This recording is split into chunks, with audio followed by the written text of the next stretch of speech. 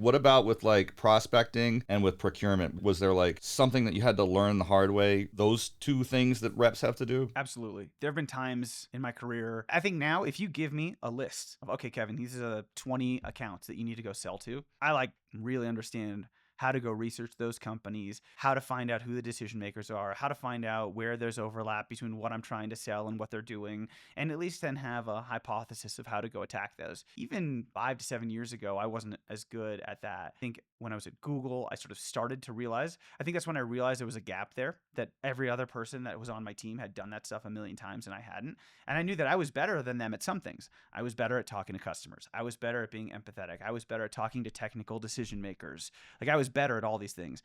I wasn't better at going through a list of companies and then making an account plan, then making a territory plan. Like those things were weaker for me. I had to develop those. And I think it was really only like when I worked at Grafana Labs where all of a sudden I think it all kind of came together, where I had the right experience. I had done that now many times. I learned from my mistakes in the past. And I think that was probably where I executed the best. Kevin, real quick, like on the legal stuff, I hadn't thought about it like that before. I think that's really good coaching you got, and it's like a really good habit to build. Are you using AI tools now to do that for you? Is that possible at your company, or is it too sensitive to put into an LLM? I haven't. It doesn't mean you can't, but I just think that okay, well, let me answer. It's probably a really good thing to do. However, the way I see it is that I wouldn't want to do it and I wouldn't coach my reps to do it, because the reason why is that when you do 100 agreements, these legal agreements, people aren't redlining random parts of that. There's like usually 5 to 10 hot button issues that everyone's going to redline in every company agreement. And I would want my reps and I would want my peers exactly what those. And I'm redlining this,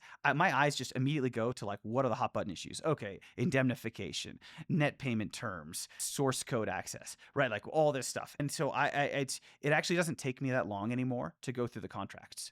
The contracts that we had were 10 pages by default. Sometimes a company will make you use their paperwork, but let's just say they're redlining your paperwork. You know exactly where your eyes are going to go. And sometimes lawyers will just make changes just to it on the stuff where there's like meat. In 5 minutes, I can see what it is. So I don't need AI for that. It's kind of like watching a video on fast forward of how to do something versus doing it yourself a few times to learn all the intricacies. I was going to ask you the same question, but with regard to account planning and prospecting, do you use Google Deep Research or ChatGPT Deep Research now to think about how to do account plans, where your two companies overlap, where there might be synergies, or the person might need your product, who to talk to, mapping things out? Like, do you use AI for that now? Yeah, absolutely. In fact, I've used Gemini to do something that's really cool. So one thing, starting a new company, vector database, where do I start? Who do I reach out to? One cool prospecting exercise I did was I thought, okay, well, all of our competitors out there, the more established companies, they all put who their best customers are, the reference customers are, on their website. That's just public. So I can get I know who's using this stuff. So I went to every competitor webpage and I just sort of manually did this. I'm sure I could use AI to scrape, but then I manually just wrote down in a spreadsheet the name of the competitor and what the customer is that's using their software. Okay. Then I went through that. So I had a list. Then I did a LinkedIn search for everybody who works at those companies who has vector database or their product names in their profile. So now I have a couple hundred names of all people I know that work on the companies. Then I dumped that into Google Spreadsheets, into Google Sheets, and then I had Gemini go through and say, hey, for a person whose name is in column A, who works at column B, who has selected column C as a vector database, like go through, tell me the top, like write an email to that person that mentions what their company's top struggles are that are related to AI, mention the vector database they're using, let them know that we're focused on ultra low latency, fast indexing, high scale, see if they can give us any feedback on whether or not that's an issue that they've encountered. I put in quotes what I wanted my email to be and then generate me an email.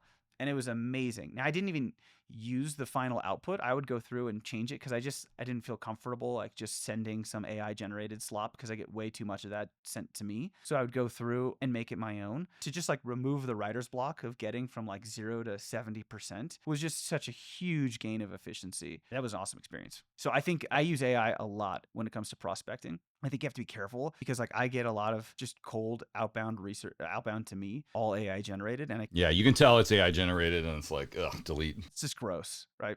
Yeah. What about not necessarily on the communication side, but just the account planning side? Do you think about which, I don't know. I mean, maybe this question doesn't make sense, or maybe you already answered it. But, I mean, that was more about focused on like specific people, and that's obviously a huge part of it. But what about just determining which companies, like, okay, for people who are already using your competitors, that's Every sales manager will say like to their people, hey, I want you going through all your prospects, read their annual reports, know their business. And okay, the bottom line is know their business. Of course, that is super important with engaging with your customers. But also like, oh man, when you hear that, you're like, oh really? I got to go hunt down all these PDFs, and then I got to read all this like legalese for these 25 companies I have when I know I'm only probably sell to half of them. This is, I mean, just to be able to like ask these agents, summarize 10Ks and summarize quarterly reports, that is so useful. It takes a long time to go through that stuff. So if you just want to say, hey, here's a PDF of the quarterly report, tell me like the three best things about what the company's doing, the three worst things, it's amazing.